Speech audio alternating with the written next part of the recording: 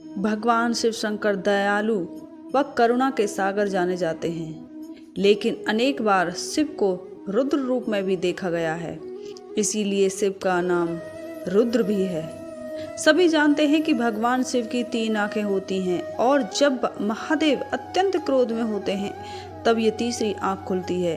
भगवान शिव की तीसरी आंख क्रोध या रुद्र रूप का प्रतीक है, लेकिन बेहद कम लोग जानते हैं कि भगवान शिव को तीसरी आंख कैसे प्राप्त हुई थी।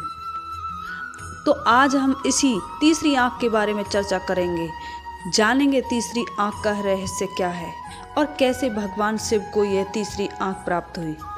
एक बार भगवान शिव ने हिमालय पर्वत पर एक सभा का आयोजन किया।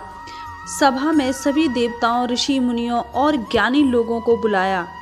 इसी दौरान माता पार्वती वहां पहुंची और शिव जी की आंखों पर अपने दोनों हाथ रख दिए, जिससे सृष्टि में अंधेरा छा गया, सूर्य का प्रभाव समाप्त हो गया और धरती पर हाहाकार मच गया।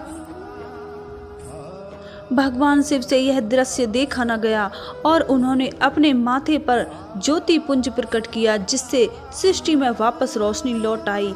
इस ज्योति पुंज को ही शिव जी की तीसरी आंख कहा गया।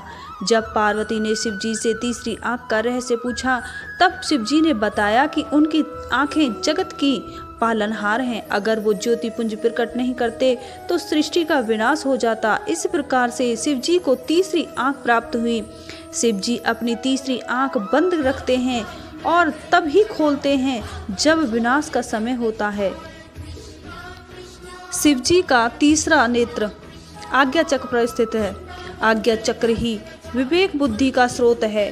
तृतीय नेत्र खुल जाने पर सामान्य बीज रूपी मनुष्य की संभावनाएं वट वृक्ष का आकार ले लेती हैं। आप इस आंख से ब्रह्मांड में अलग अलग आयामों में देख सकते हैं और सफर कर सकते हैं। वेद शास्त्रों के अनुसार इस धरा पर रहने वाले सभी जीवों की 3 आंखें होती हैं। जहां 2 आंखों द्वारा सभी जीव भौतिक वस्तुओं को देखने का काम लेते हैं, वहीं तीसरी आंख को विवेक माना गया है। यह दोनों आंखों के ऊपर और मस्तक में मध्य होती है, किंतु तीसरी आंख कभी दिखाई नहीं देती। देवों के देव महादेव कहे जाने वाले भगवान शिव जितनी जल्दी प्रसन्न होकर अपने भक्तों का उद्धार करते हैं, वहीं उनका क्रोध भी सभी देवों से प्रचंड है। जहां सभी देवों को प्रसन्न करने के लिए बड़े बड़े अनुष्ठान किए जाते हैं, वहीं भगवान शिव शिवलिंग पर जल चढ़ाने मात्र से प्रसन्न होकर अपने भक्तों का कल्याण करते हैं। भगवान शिव की तीसरी आंख को प्रलय कहा गया है। ऐसी मान्यता है कि एक दिन भगवान शिव की तीसरी आंख से निकलने वाली क्रोध अग्नि इस धरती के विनाश का कारण बनेगी।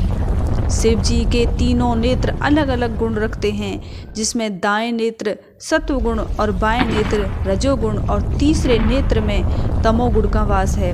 भगवान शिव ही एक ऐसे देव हैं जिनकी तीसरी आंख उनके ललाट पर दिखाई देती है, जिसके कारण इन्हें त्रिनेत्रधारी भी कहा जाता है, जिनमें एक आंख में चंद्रमा और दूसरी में सूर्य का वास है और तीसरी आंख को विवेक माना गया है।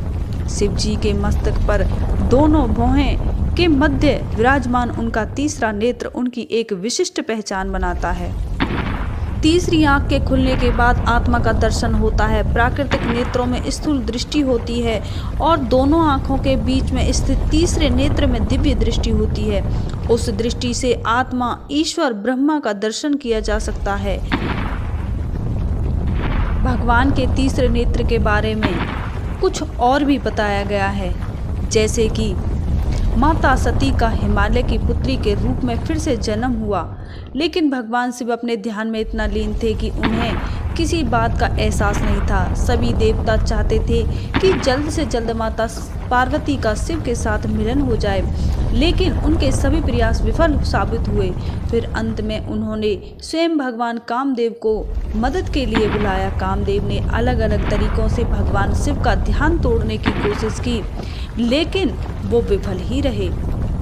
इसके बाद कामदेव ने एक आम के पेड़ के पीछे से पुष्प बाण चलाया, जो सीधा शिव के हृदय में जाकर लगा और उनका ध्यान भंग हो गया। अपने ध्यान के भंग होने से महाकाल इतने क्रोधित हो गए कि उन्होंने अपने तीसरे नेत्र से कामदेव को भस्म कर दिया। अब देवताओं को इस बात की संतुष्टि थी कि भोलेनाथ का ध्यान समाप्त हो गया, लेकिन इस बात का दुख भी था कि कामदेव को अपनी जिंदगी का बलिदान देना पड़ा। जब कामदेव की पत्नी ने शिव से गुहार लगाई कि उनके पति को पुनः जीवित कर दें, तब भगवान शिव ने कामदेव की पत्नी को यह वचन दिया कि द्वापर युग में कामदेव भगवान श्री कृष्ण के पुत्र के रूप में जन्म लेंगे। महादेव को देवों के देव कहा जाता है। महादेव जब अत्यंत क्रोध में होते हैं तब अपनी तीसरी आंख खोलते हैं। मान्यता है कि सृष्टि को बचाने के लिए महादेव ने सबसे पहले अपनी तीसरी आंख खोली थी। जय भोलेनाथ, जय मां पार्वती।